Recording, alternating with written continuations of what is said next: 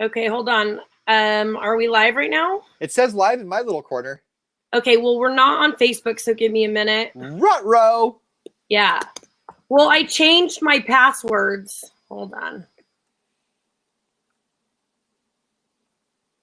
Hey, somebody put on Bumble, perfect first date, a sports game or music concert. And I guess I'm just wondering what other sort of that's not very specific. It's like No. oddly super specific and then not specific at all. I want to go to a sports game. Which sports game? I don't know, just a sports game. Or you can take me to a music concert as opposed to the other concerts that are not music concerts. Well, what do those concerts look like? See, I don't think that a concert is a good first date because then you're like yelling over each other. Hold on. Yeah. Okay, now we're live on Facebook. Are we good on Facebook too? Okay. Cool. Okay. So what you were saying was that one of the best first dates is a concert, or what was the other one? Oh, not me. I was reading a profile last night that said best first date, a sports game or a music concert. And like I had to take a moment to laugh at how they described that. Like they're both so super specific and then not specific at all. See, I would think that unless it's like a kickback kind of concert, you're just yelling at each other the whole time. You know, you can't hear each other. Like, I don't like movies as a first date. I think movie first date is lazy, uncreative, and I don't get to have a conversation with you. Concert in the park, good place for a first date, not too loud. Metallica? No, but you know, I've taken people to like concerts for the first date, and it's just not a thing. It's something you've tried. You chose the water, it doesn't work. Yeah, I'm more of an out to dinner girl. So I want dinner, I want lunch. There's got to be food involved somehow for the first date. Okay. What are you doing today? I am so busy today. This is the most fun part of my day. You ready for this? I have a dentist appointment today. Oh, yay. Good for you for going to the dentist. 2 times in 1 year. Yay. Yeah. Look at you. That sounds fun. Okay. Well, what about you? As soon as the show is over, I have to go get an oil change before I head to Oregon to see my children. But I have your beer, so I'll just drop them off on your porch. You're coming over? Yeah, if you missed it, I got Ian some IPAs while I was in San Diego. They had non-alcoholic IPAs in San Diego. And you have been saying that you wanted a non-alcoholic IPA. So I got you some, and I'll drop them over today. But if you're not home, it's fine. I'll just drop them off on your porch. Nobody's going to steal the NA beers. Yeah, you know, we thought that when you bought a 4-pack, but are you giving me 4 or 3? 4. Oh, you went out and got a 4th? I went back. Oh, you didn't have to do that. I thought it was so funny that you had 3. We had 3. Okay, so if you missed it, I had 4. And then I met a guy, Keyshawn, and he doesn't drink. So he saw that I had NA IPAs, and he's like, whoa, I want to try one. So I let him try one, and you're giving me a hard time that it was 3. So yesterday, before we left, we went to Coronado Beach, and then I went kind of out of my way because I love you, drove all the way back to Liberty Market and got you the 4th IPA. So I want to talk about that for a second because I'm learning. We have a 4-pack. I'm learning, and maybe you can walk me through this or help me because I'm learning that my joking is not always taken as joking in all of my relationships, right? Like, obviously, I hope you know that I was not bothered that it was 3, not 4. Like, I was just not kidding. At all. I totally was kidding. Okay. Part of me literally didn't tell you about the 4th because I knew you're gonna like be sarcastic. I knew you were gonna joke with me. I know you don't. I know if I would have brought you 1, you would have been thankful. That's the kind of guy you are. You're very thankful. You're weird about me giving you presents in the first place. So I know that you were going to be thankful, but I wanted to go back because I was like, he's going to say, ooh, 3, and I'm going to bring him 4. but like I joke. So like, I mean, like one thing that you could say about both of us, right, is we're not murdery type people. Yeah. We're not violent people. Mm-hmm. I mean, maybe we both will sound off at the wrong moment, or maybe we both will talk at the wrong time because that's what we do for a living, right? We're talkers. But outside of that, we're good-hearted, normal, genuine people, right? Like we both can see a situation and be like, that's not normal. I'm not comfortable with that. I joke a lot, you joke a lot. And I'm finding that my jokes, and especially over text, don't come across as jokes. Is it just with people who don't know you or just Yes. everybody in general? It's Okay. people who don't know me and some people in general. Okay, so like I was talking to somebody the other day, right? And so like right out the gate, this person's joking and making jokes about like you must be a stalker or something like that, right? So I kind of leaned into the joke, right? And I made a joke like a couple days later about like, well, what about this time, and bedtime? Because as a stalker, those are questions a stalker wouldn't ask, right? Totally joking. And I think I ruffled feathers on that one. And it was like one of those where it's like the jokes don't come across text the same way that they come across. So like I was making and our joke, like we're not normal joker people. Like even our own boss lady, Angie, will look at us and go, whoa, you guys are crossing a line. And she's as crazy as we are sometimes, you know, but even Angie's like, whoa, too soon. And you're crossing a line. I think you and I have maybe a different sense of humor than most people. Because do you want to know what the response was that I got back? Your line of questioning is off. And that was it. Have you heard from her since? I'm assuming it's a her. Yeah. and did you reply like I was joking, or did you just not even reply? I did. And honestly, I'm not, like, you know, if there's no connection, there's no connection, right? But I wrote back, I'm like, hey, like I was having fun chatting with you, and we were, and then we weren't. You know, I'm so sorry if there was something I said that offended you, or if there was a joke that was taken wrong. But you know, and if you'd rather not, that's also cool too. Oh yeah, I remember. I can't even repeat the joke, but I was out on a date with a guy, and I made a joke that's totally like remember the sarcastic joke that you made that ended up getting you into a lot of trouble with a coworker? Oh, yep. I made a sarcastic joke like that, and the guy's looking at me like, well, you know, it is, 2015. And I'm all, I was kidding. And I never recovered. I never recovered from it. Isn't it funny how little, I mean, this is a whole nother conversation, but how little micro conversations, little micro instances can change how you do things drastically in the future. Like just take March to now here in July, coming up on August, right? In personal relationships and in dating and getting to know people and just friendships in general, my expectations and how I did things in March, way different than now, because I just didn't know what I was doing, or I was learning, you know? So like I was kind of seeing somebody in March where I was putting like a full court press, but I didn't really know I was, but then the hand got bit on the way out. Right. So now I take a huge giant step back, and I don't know if I've taken too far of a step back. Okay. You know? So do you only speak to one person at a time? Typically that's what I try to do. I don't juggle well. Okay. See, I don't.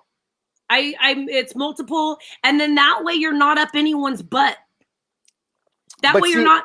Okay, say Jamie. I'm going to use my friend Jamie. I'm going to use her name so that people don't think I'm talking about anybody else. It happens to be in here. I'm going to use her name. Say you're talking to Jamie, and say you're talking to Rebecca.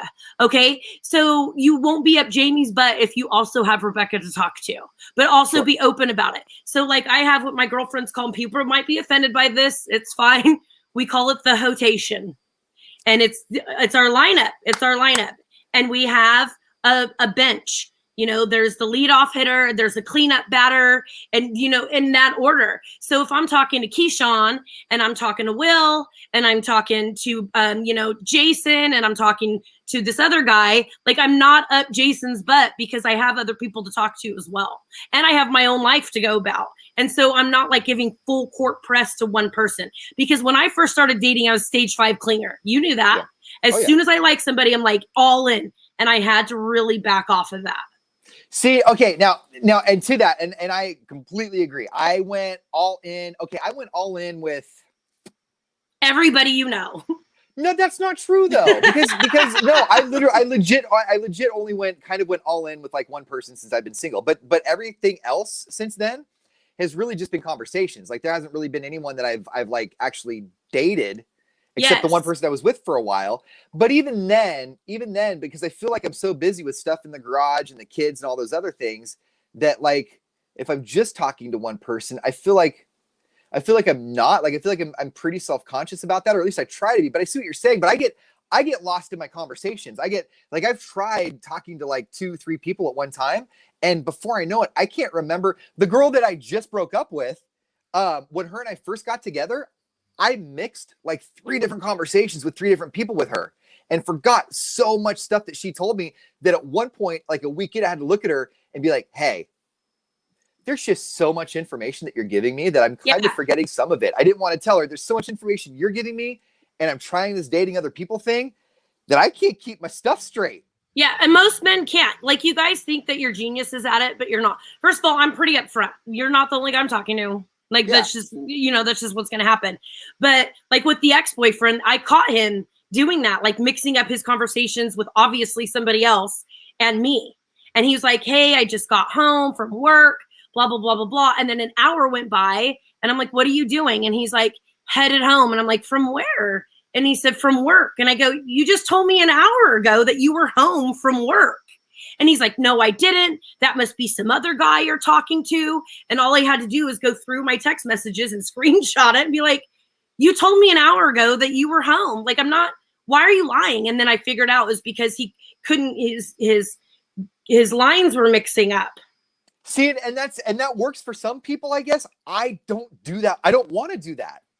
I don't want to not date multiple people. I mean, if that's the dating world we're in, then that's the dating world we're in. I don't want to keep all those conversations separate. And then I don't want to tell the person that I'm dating that I'm also dating a whole bunch of other people. So that what does happen, I'd be like, that was actually a conversation I had with Susan. Yeah, but my bad. I mean, but we're adults. We are grown adults. It's okay to, like, if you're upfront about it. And like, there was this one time I told one guy a story about Joey seeing the bear. You know what I mean?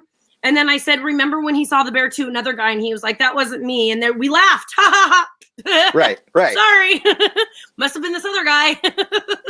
I know. I say, and I would probably be okay with that. But like, I think about that and be like, man, if she got her conversation mixed up with me, my feelings would be hurt. Well, I guess I'm a sensitive dude. We're just not the same. We're not the same. And I'm trying so hard to be a datey guy. Yeah. I know. I've had a guy tell me, he's like, hey, it's been fun chatting with you, but I'm going to be honest with you. I'm headed into a date. I'm about to have dinner with this other woman, blah, blah, blah. And I'm like, cool, have a good time. Yeah. I remember. We're just not the same. We are. And this goes deep. I remember when I broke up with Katie like 12, 13 years ago, and I dated a girl named Linnell. And she told me like a week in, she goes, hey, it's UFC like 52 or something tonight. So this guy invited me over, so I'm going to go over there and watch that. I'm like, whoa. I don't think I'm okay with that. And she goes, we've been dating for like 2 weeks. I said, yeah, I know, but what do you mean you're gonna go hang out with another guy? And she's like, that's part of dating. I'm like, I guess it is. Have fun. And I like, that was my first time where I had to kind of sit on that for me. I'm like, you have to. It feels. Yeah. And that's the other thing. Like, if I start talking to a guy, like, okay, so Keyshawn, I met this guy in San Diego, walking out of a restaurant. We didn't even walk by his table. We walked by his table, and this dude kicks his chair out and goes, please sit with us. And I said, we already ate dinner. We're headed somewhere else. They're like, whoa, right? And I go, yeah, here's my number, though. And he's like, let me get your number. And I said, okay. And then the next day, he's like, when can I see you again? Blah, blah, blah. And I'm like, whoa, man, I'm in town for the weekend. Right. Like, we can still chat it up, but this isn't really going anywhere. But you and I are just really we're just not the same. Yeah. Well, you know what? In a San Diego setting, I think we would be. Maybe. I know we would be. In a San Diego setting, I think we would be. What I'm finding now, and what I'm not super comfortable with, and maybe this is part of it, is I'm finding now that the people that I have dated are also people, because I've never really dated in my own town that I live in. I've always been kind of in a relationship. So this is my first time where I've had 3-4 people that I've dated since my marriage where I run into these people now, and I'm like, oh, yeah, you are somebody who we did not really match with, and we're here at the Save Mart together. It's going to happen. Awkward for me. Take me to Concert in the Park with you. Let's see how awkward it gets. It happened at Concert in the Park to me. It's going to, especially being on these websites, because everybody's like, so when I was in the dating game, so was my friend Kirstine, so was my friend Mira. But we all we laughed about it. Oh, did you go? Oh yeah, I swiped on him. I went on a date with him. He wasn't for me, but he could be for you. Like, it's just, we're just not the same people. Because you know what happened at Concert in the Park when I ran into this person? I got their number. I was like, hey, I haven't hung out with you in a while. It'd be really cool to hang out again. Let's hook up. Like, let's meet up and hang out for a little bit. And did you call her? Because that's just who I am. Yeah, we totally hung out. And we didn't do anything. We just hung out. Like, we literally just hung out. Because that's what I do. Yeah. See, the ladies everybody's different, but the ladies I hang out with are generally the same. Like like when a guy with you, no offense, but now at this stage in my life, if a guy like you after 2 weeks is like, what do you mean you're dating somebody else? He's out. Yeah. Oh no, I don't say that. No, if you try to lock me in right away, it's a internal. flag for me. You don't try to lock me in right away, it's a huge flag. Like it takes a long time to get to know somebody. I keep the crazy internal. Like the crazy stays in. The crazy I share with you in the stream. The crazy never leaks out with the person. Like I don't. That's again, if we're not the same. I let the crazy hang out from day one. You're gonna know from day one that you're getting someone who's clearly unwell. No, I'm just kidding. I'm not dealing with it. But the crazier I am and the bitchier I am, the more it's so weird. The more they come after me. It's so weird. Yeah. See, no, I know that internally in my head, the things that I'm thinking are things that would be like, dude, settle down. It's been a little bit. So I never say it. I never bring it up. I know that I have to sit on it and like be okay with it. I think for me, it's just because that part is new, after 20, because I've been committed, basically to two people for 20 years. So that part is new to look at somebody and be like, we're dating and you're also dating other people just because I haven't done it in 20 years. So I keep it internal. I keep that crazy inside because I know that that's not how most people see it. I'm getting over that part right now. See, the saltier I am, the more they like. It's so weird. So Jamie and I were at Gaslamp Friday night, and I decided I'm not going to move out of the way for these men on the street anymore. I'm not. Tell me about that. Like, what do you mean? Like, you just charged forward? No, I just kept walking. So ladies, if you notice, like if we are walking by a man, you all expect us to move out of your way. What men are you talking about? Because that is all the most men. Jerk, non-chivalrous, unpolite thing you can possibly do. I bet you subconsciously you do it as well. I'm a door opener and I move the heck out of the way, guy. I am walking down the street and I am telling you, what was it, Jamie? About 7 dudes full right into me. Full speed. Didn't move, didn't hesitate, nothing. 2 of the guys, and 2 of them liked it. Wham! He's like, damn, girl. And then his friend, wham! Right into me. Like, they totally 100% they expect me to move for them every time. Can we talk about this in the 8 o'clock sleaze? Because I'm afraid that I'm overcorrecting what you're talking about, and maybe that's being noticed and just as offensive. What do you mean? Because I really want to get your honest take on this when we have the time for it. When it comes to what you're talking about, like if you are with me when I'm going to pick up my kids at school, I'm gonna get on the grass and get out of the way and let everybody go by. But even furthermore, if I'm in mixed company and there's women and those women are not with anybody, I try and make like an extra point of not looking in that direction and trying to be like, and I feel like I'm overcorrecting sometimes. Okay, then as a man, don't be offended that we're pissed off about it. Be offended by your fellow men who have done this to us. I'm not defending. I know. I'm not mad at you for being mad.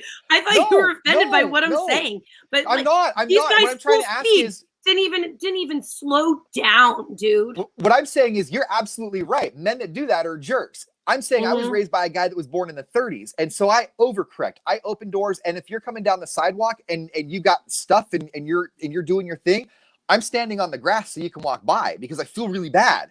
But then sometimes I feel like I'm overcorrecting and that you notice that too. And that's almost just as offensive. Like, I don't need you to overcorrect. I just need you to be. And so sometimes I have a hard time just being because I feel bad for what other dudes are doing. Okay. I wouldn't be offended by overcorrecting, and I wouldn't be offended by just being. I would be like, this is a man who obviously has been told by very many women in his life that you guys are pissing us off, and he's correcting it. But no, these guys, like, they were pissed when I would run into them, and I'm like, no, why do I have to move out of your way every time? Watch, ladies watching this, try it today and see how many men run into you. So here's another question then. Do you think that that's a Southern California thing or an all man thing? I honestly, I haven't seen, I'm not saying it didn't happen. If you're saying it happened, it absolutely happened. I just have, I haven't seen anybody. It's an all man thing. It's an all man thing because I saw it on a meme or on BuzzFeed something about a year ago. And this is not the first time I've tried it. Wow. But I'm glad you said that about Southern California because I would never live there. The people who live in Southern California are terrible. They are. They're snobs. They're impolite. That, you know how, like, up here, you know how I told you you wave at Jeeps? I could tell while we were down there who lived in Southern California and who didn't because they would not wave back. Like, or when they're walking across the street with their noses up in the air as slow as they can because they can.